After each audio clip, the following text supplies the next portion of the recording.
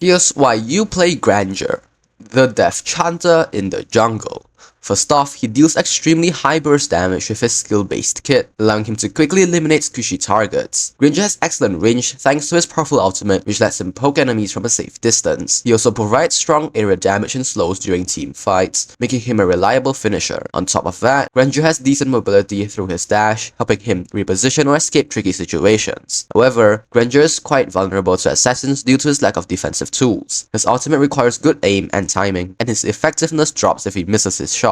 Lastly, he relies heavily on energy management and skill accuracy, which may be challenging for beginners. Granger's passive, Capriccio, powers up his gun and cannon with demonic energy. His gun regenerates energy over time, and killing creeps or heroes increases both the energy cap and resource energy. This encourages farming and punishing enemies efficiently. Each point of cooldown reduction is converted into extra physical attack, making damage-oriented builds very effective on him. Granger's first skill, Rhapsody, is Granger's burst tool, allowing him to fire 6 powerful shots from his gun, with the last shot guaranteed to critically hit, which deals extra damage to minions and creeps. While firing, his movement speed is slightly boosted, and the skill can be cast again once his gun energy is above a set amount. It's perfect for jungle clears and chunking down enemies quickly. Granger's second skill, Rondo, lets Granger dash in a chosen direction and instantly restores a portion of his gun energy. It can be used while channeling Rhapsody, and hitting enemies with Rhapsody reduces Rondo's cooldown. This skill is useful for repositioning during fights, dodging skill shots, or closing gaps for finishing off targets. Granger's ultimate, Death Sonata, transforms Granger's cannon into a long-range weapon that fires 3 high-damage shots in a straight line. Each shot slows and reveals enemies in the blast radius. You can also roll after each shot for a better repositioning. This skill is great for initiating or cleaning up fights from a safe distance, but proper aim is necessary to hit all 3 shots effectively. A typical skill combo for Granger is to start with his ultimate to poke enemies from afar, and follow up with first skill for heavy damage. Once Rhapsody ends, use your ultimate again if available. Use second skill to create space if enemies close in, or to chase down fleeing targets while maintaining pressure. Moving on to builds, I usually build Tough Boots, Hunter Strike, Sky Piercer, Brute Force Chestplate, Blade of Despair, and finally Malefic Roar. These are the emblems that go along with this build. As for battle spells, the best battle spells for Granger in the jungle is of course Retribution. It helps secure jungle objectives and speeds up his farming in the early game. Granger performs well against immobile mages and marksmen like Chang'e and Sicilian,